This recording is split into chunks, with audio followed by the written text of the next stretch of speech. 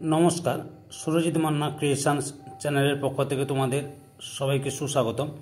আশা করি তোমরা সকলে ভালো এবং সুস্থ আছো। আমি তোমাদের জন্য এই ভিডিওটিতে তুলে ধরছি 2025 সালের ক্লাস 8 এর রায় ও মার্টিন প্রশ্ন বিচিত্রা থেকে ভূগোলের এক সেট প্রশ্নপত্রের সম্পূর্ণ সমাধান করছি। তার আগে তোমাদের কাছে অনুরোধ, তোমরা ভিডিওটি না টেনে পুরোটা দেখো। ভিডিওটি কেমন লাগলো কমেন্ট করে জানিও, ভিডিওটিতে লাইক দাও এবং শেয়ার করো। তোমরা আমার এই চ্যানেলের মাধ্যমে ক্লাস 8 রায় ও মার্টিন প্রশ্ন বিচিত্রা থেকে সেকেন্ড ইউনিট টেস্টের জন্য ভূগোল, ইতিহাস, বাংলা, পরিবেশ বিজ্ঞান এই সমস্ত বিষয়ের সমাধান পাবে। আমি অলরেডি তোমাদের বাংলা, ভূগোল, ইতিহাস এবং পরিবেশ বিজ্ঞানের কয়েকটি সেটের সমাধান করে দিয়েছি। তোমরা ওই ভিডিওগুলো দেখতে চাইলে আমার চ্যানেলের প্লেলিস্টে গিয়ে দেখে নাও, নাহলে এই ভিডিও ডিসক্রিপশনে তার লিঙ্ক দেখা থাকবে, ওখানে ক্লিক করে দেখে নিতে পারো। আলোচনা শুরু করছি। 305 নম্বর পেজের 4 নম্বর মডেলসের যাদবপুর বিদ্যাপীঠ স্কুলের প্রশ্নপত্রের সেটটি সলভ করছি। এর আগে আমি তোমাদের 1, 2, 3 তিনটি সেটের আলোচনা করে দিয়েছি প্রশ্ন উত্তরগুলো। তোমরা ওই ভিডিওগুলো দেখতে চাইলে আমার চ্যানেলের প্লেলিস্টে গিয়ে দেখে নাও, নাহলে এই ভিডিও ডিসক্রিপশনে লিঙ্ক দেওয়া থাকবে, ওখানে ক্লিক করে দেখে নিতে পারো। তোমরা লক্ষ্য করো,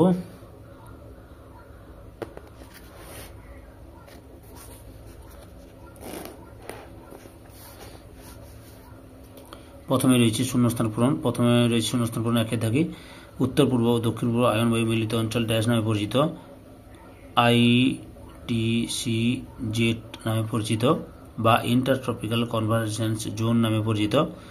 2 নম্বরে লিবিয়া মরুভূমির উষ্ণ উত্থুলিপন বায়ুকে বলা হয় ড্যাশ সিরোক্কো।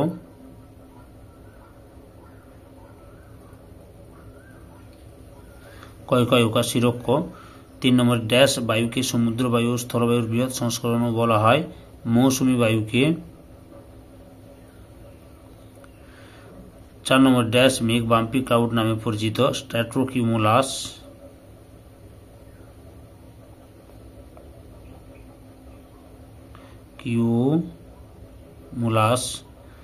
তারপরে 5 নম্বর প্যারানা, প্যারাগুয়ে ও উরুগুয়ে নদীর মিলিত প্রবাহ হলো ড্যাশ লা প্লাটা।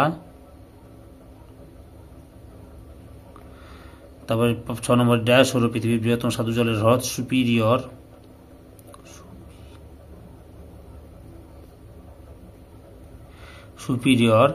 7 নম্বর ড্যাশ হলো পৃথিবীর রবার রাজধানী অ্যাক্রন।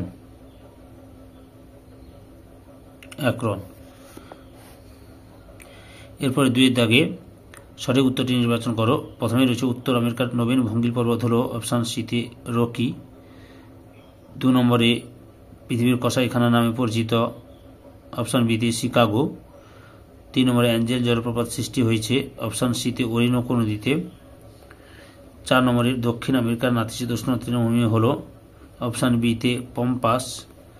5 নম্বরে আয়ন বায়ুর অপর নাম অপশান বিতে পূবালি বায়ু। তারপরে হচ্ছে 6 নম্বরে উষ্ণ স্থানীয় বায়ু হল অপশান বিতে চিনুক। 7 নম্বরে পূর্ব চীন সাগরের ঘূর্ণিঝড় অপশান সিতে টাইফুন নামে পরিচিত। এবার এক কথায় উত্তর দাও। 3 দাগে এক কথায় উত্তর দাও। প্রথমে রয়েছে কোন মেঘকে বজ্রমেঘ বলে? কিউমুলোনিম্বাস মেঘকে।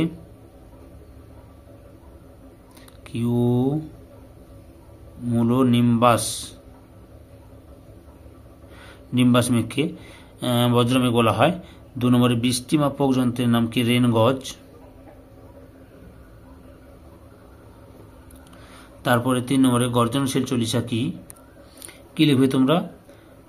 40 ডিগ্রি দক্ষিণ অক্ষরেখা বরাবর পশ্চিম থেকে পূর্বে সশব্দে প্রবাহিত পশ্চিমা বায়ুকে গর্জনশীল চল্লিশা বলে। বুঝতে পেরেছ? তারপর 4 নম্বরে উত্তর আমেরিকার দীর্ঘতম নদী কোনটি? Mississippi, Missouri.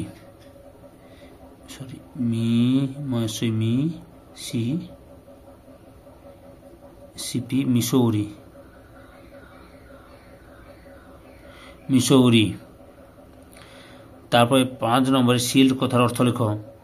লক্ষ্য করো, শক্ত পাথরে তরঙ্গায়িত প্রাচীন ভূখণ্ডকে শিল বলে। এই যে শিল কথাটির অর্থ হলো শক্ত পাথরে তরঙ্গায়িত প্রাচীন ভূখণ্ড। 6 নম্বর প্রশ্ন, এস্টেনসিয়া কি? পম্পাস অঞ্চলে পশুপালনের উপযোগী পশুচারণ ভূমিকে এস্টেনসিয়া বলা হয়, বা পম্পাস অঞ্চলের পশুচারণ ভূমিকে এস্টেনসিয়া বলা হয়। বুঝতে পেরেছ? 4 দাগে সঠিক হলে শুদ্ধ লেখো এবং ভুল হলে অশুদ্ধ লেখো। প্রথমে রয়েছে দক্ষিণ আমেরিকার ক্রান্তীয় বৃষ্টি অরণ্য সিলভা নামে পরিচিত।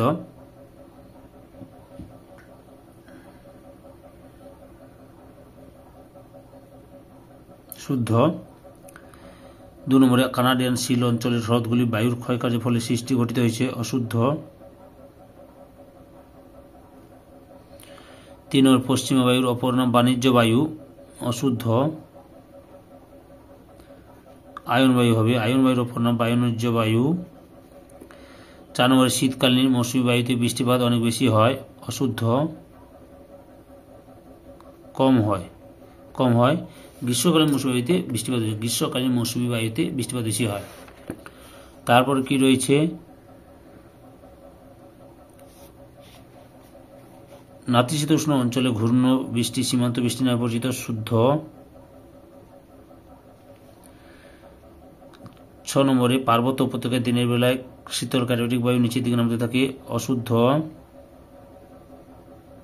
দিনের বেলা নামে, এটা দিনের বেলা নয়, রাত্রের বেলা নামে, রাত্রিতে। তাহলে 7 নম্বর শিশির ও কুয়াশা খবর 9 শুদ্ধ।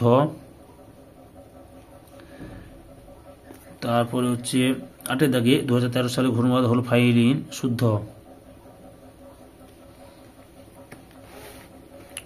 এরপরে লক্ষ্য করো 5 দাগে কারণ উল্লেখ করো যে কোনো 4টি। প্রথমে রয়েছে নিরক্ষীয় অঞ্চলে নিম্নচাপ বলয় সৃষ্টি হয়েছে। কারণটা লক্ষ্য করো, এই যে 1 নম্বর কারণ সূর্যরশ্মি পতন কোণ, স্থলভাগ ও জলভাগের বন্টন। এত পর্যন্ত লেখা, পরে অংশটি দেখাচ্ছি। 3 নম্বর পৃথিবীর আবর্তন গতি দিয়ে সেজন্য বায়ুচাপ কম হয়। এত পর্যন্ত লিখবে। 2 নম্বরে মুম্বাই এর তুলনায় পুনেতে বৃষ্টিপাত কম হয়। লক্ষ্য করো, এই যে দক্ষিণ পশ্চিম মৌসুমী বায়ু এখান থেকে শুরু করবে, পরপর উত্তরটা লিখে নেবে।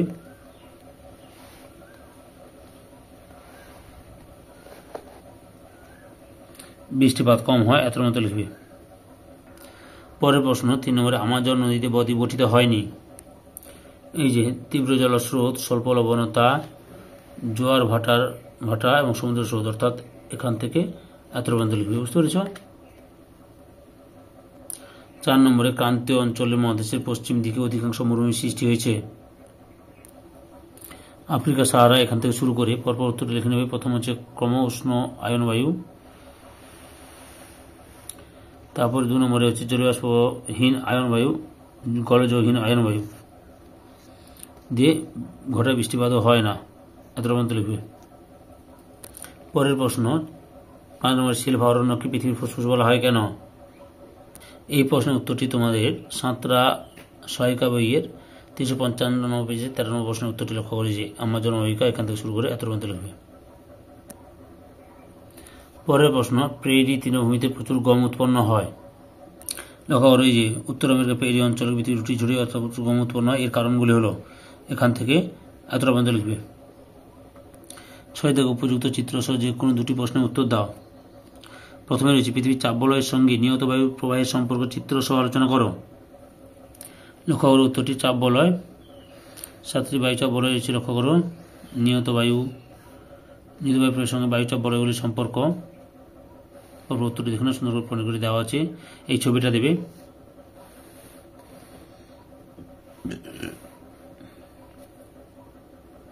তারপর আবার লেখা শুরু করো।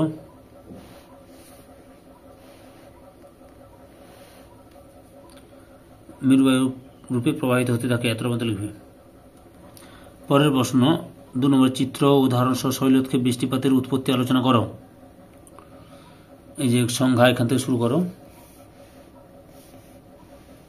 এই ছবিটা দেবে, পদ্ধতি লিখবে সুন্দর করে, উদাহরণ দেবে। বৃষ্টি যে অঞ্চল সৃষ্টি হয়েছে এত পর্যন্ত লিখবে। 3 নম্বর প্রশ্ন উত্তর আমেরিকার হ্রদ অঞ্চলে শিল্পোন্নতির কারণ আলোচনা করো। হ্রদ অঞ্চল কেবলমাত্র এখান থেকে শুরু করো, এত পর্যন্ত লিখো, পরে অংশটি দেখাচ্ছি। সুন্দর করে পয়েন্ট করে দেওয়া রয়েছে। দেখো 2 নম্বরে খনিজ সম্পদের প্রাচুর্য, 3 নম্বর পয়েন্ট পশুজাত ও বনজ কাঁচামাল, 4 রাসায়নিক দ্রব্যের প্রাচুর্য, 5 জলবায়ু, 6 পর্যাপ্ত বিদ্যুৎ, 7 উন্নত পরিবহন ব্যবস্থা, 8 নদী ও হ্রদের জল, মূলধন, 10 শ্রমিক বাজার, 11 রয়েছে প্রযুক্তিবিদ্যা এবং 12 রয়েছে সরকারি পৃষ্ঠপোষকতা ও বন্দরের নৈকট্য। গুরুত্বপূর্ণ অবদান রেখেছে। এত পর্যন্ত লিখবে। এই ভিডিওর লাস্ট প্রশ্ন, দক্ষিণ আমেরিকার জলবায়ুর বৈচিত্র্যের কারণগুলি বর্ণনা করো।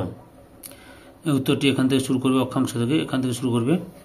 অক্ষাংশ মহাদেশের আকৃতি, ভূমির উচ্চতা, সমুদ্র থেকে দূরত্ব, সমুদ্র স্রোতের প্রভাব, বায়ু প্রবাহ, বৃষ্টিপাত ও বনভূমি, শীতল ও স্যাঁতস্যাঁতে প্রকৃতির আত্মমধ্যে আসবে। সম্পূর্ণ ভিডিওটি দেখে আমার চ্যানেলের পাশে থাকার জন্য তোমাদের সবাইকে অসংখ্য অসংখ্য ধন্যবাদ।